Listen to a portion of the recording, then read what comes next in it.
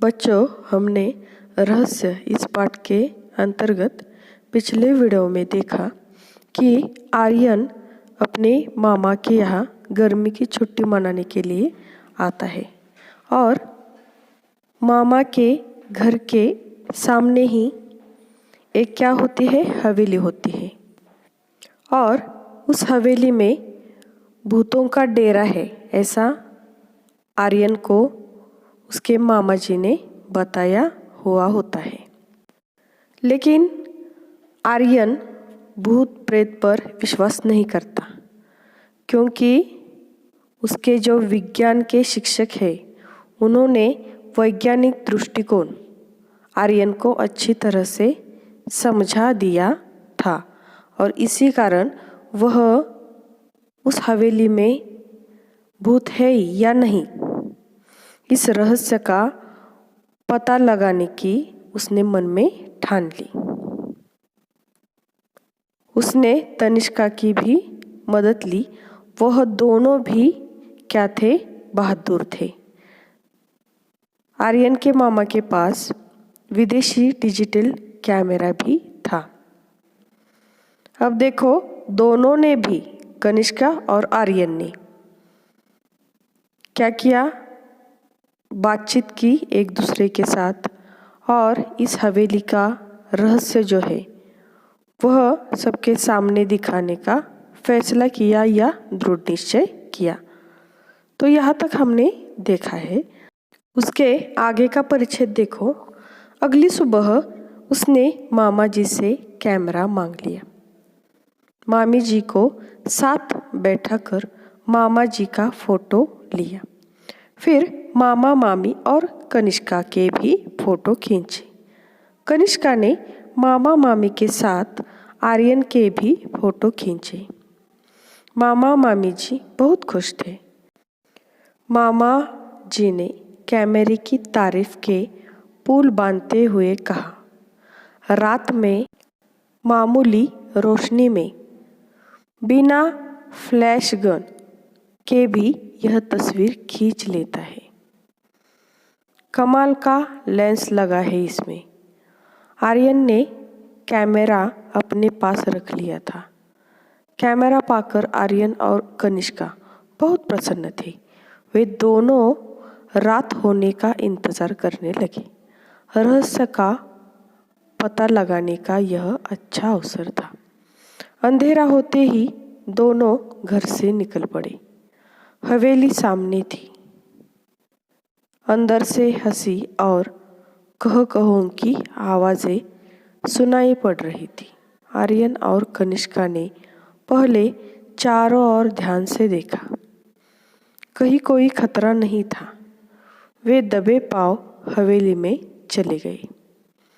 बीचों बीच एक बड़ा कमरा था। उसका दरवाज़ा अंदर से बंद था।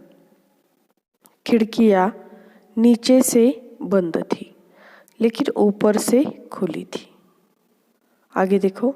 बड़ी सावधानी से आर्यन ने अंदर झांककर देखा। हट्टे कट्टे, मोटे तगड़े, बड़ी बड़ी मूंछों वाले कई लोग पगड़ी बांधे बैठे थे। उनके साथ कमीज और पैंट पहने हुए भी कुछ लोग थे। उनकी आंखों से आग बरस रही थी। आंखें लाल लाल थी। सबके चेहरे डरावने थे। उस समय वे खाने में मस्त थे। कोई हड्डी चबा रहा था तो कोई रोटियां तोड़ तोड़ कर मुंह में डाल रहा था। आर्यन ने उन्हें ध्यान से देखा। उनके गले में कारतूसों की पेटी लटक रही थी। बंदूकें और तलवारें भी रखी थी। कुछ लोग लुढ़के हुए पड़े थे। आगे देखो। आर्यन ने इशारा किया। कनिष्का ने बड़ी सावधानी से कैमरा निकाला। गैस बत्तियों की रोशनी इतनी तेज थी कि बड़ी आसानी से फोटो लिया जा सकता था। बस उसने फटाफट कई फोटो खींचे और वे घर की ओर चल पड़े।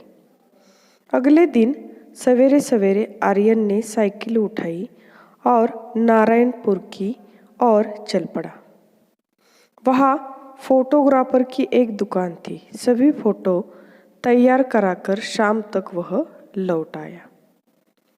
आगे देखो, कनिष्का ने अपने पिताजी से कहा, आप कहते हैं भूत के पैर उल्टे होते हैं, उनकी छाया नहीं होती, उनके फोटो नहीं ले सकते, लेकिन कल रात हम भूतों के डेरे पर गए थे, वहाँ कुछ फोटो लिए हैं, जरा देखिए तो। उन्होंने फोटो पिताजी को दे दिए। वे परेशान हो उठे। उन्हें ऐसा खतरनाक काम पसंद न था। फोटो देखकर उनकी आंखें खुली की खुली रही। बोले, तो क्या भूत इंसानों जैसे होते हैं? आगे देखो, इंसानों जैसे नहीं, इंसान ही भूत है। देखिए ना, इनके पैर सीधे हैं, इनकी छाया भी है और इनका फोटो भी आ गया। असल में भूत भूत की अफवाह है। कोई हवेली की तरफ न जाए, उनका रहस्य न खुले, इसलिए उन्होंने भूत होने की अफवाह फैलाई है। यदि लोगों का आना जाना रहता तो ये लोग वहाँ अपना क्रियाकलाप कैसे चलाते? फिर कुछ रुक कर बोला, आप मेरे साथ थाने चलेंगे? मुझे इस मामले में बहुत गड़बड़ लगती है, आर्यन ने कहा। तो देखो बच्चों, अगली सुबह क्या हुआ? आर्यन ने मामा जी से कैमरा मांग लिया और मामा के, मामा मामी के, कनिष्का के फोटो भी खींचे। फिर से कनिष्का ने मामा मामी के साथ आर्यन के भी फोटो खींचे। मामा और मामी बहुत खुश थे और मामा जी ने कैमरे की बहुत तारीफ की। तारीफ के पुल बांधना अर्थात बहुत तारीफ करना। आर्यन को मामा जी ने बताया कि यह जो कैमरा है वह रात में मामूली रोशनी में बिना फ्लैश गन के भी तस्वीर खींच लेता है और कैमरे में जो लेंस लगा है वह कमाल का है। तो इस प्रकार मामा जी ने उस कैमरे की तारीफ की और आर्यन ने कैमरा अपने पास रख लिया। कैमरा पाकर आर्यन और कनिष्का बहुत प्रसन्न थे। वे दोनों रात होने का इंतज़ार करने लगे, राह देखने लगे और क्योंकि उनको रहस्य का पता लगाना था और यही अच्छा अवसर भी था या अच्छा मौका भी था, तो अंधेरा होते ही दोनों घर से निकल पड़े और हवेली सामने थी। अंदर से, उस हवेली के अंदर से हंसी और कहो कहो की आवाज़ें सुनाई पड़ रही थी, यानी कोई तो ज़ोर से हंसकर बोल रहा था। तो आर्यन और कनिष्का ने पहले क्या किया, चारों ओर ध्यान से देखा। जब उन्हें ऐसा लगा कि कोई खतरा नहीं है तो वे हौले हौले दबे पांव हवेली में चले गए। तो बीचों बीच, हवेली के बीचों बीच एक बड़ा कमरा था और उसका दरवाज़ा अंदर से बंद था और जो खिड़कियाँ थी वह नीचे से बंद थी लेकिन ऊपर से खुली थी। बड़ी सावधानी से आर्यन ने क्या किया, अंदर झांककर देखा तो उसे क्या दिखाई दिया, हट्टे कट्टे, मोटे तगड़े, बड़ी बड़ी मूंछें वाले कई लोग पगड़ी बांधे बैठे थे। उनके साथ कमीज और पैंट पहने हुए भी कुछ लोग थे और उनकी जो आंखें हैं उन आँखों से आग बरस रही थी, यानी उनकी आंखें लाल दिख रही थी। सबके चेहरे कैसे थे, डरावने थे। उस समय वह खाने में इतने मग्न हुए थे कोई हड्डी चबा रहा था तो कोई रोटियां तोड़ तोड़ कर मुंह में डाल रहा था। आर्यन ने उन्हें ध्यान से देखा। उनके गले में कारतूस की पेटी लटक रही थी।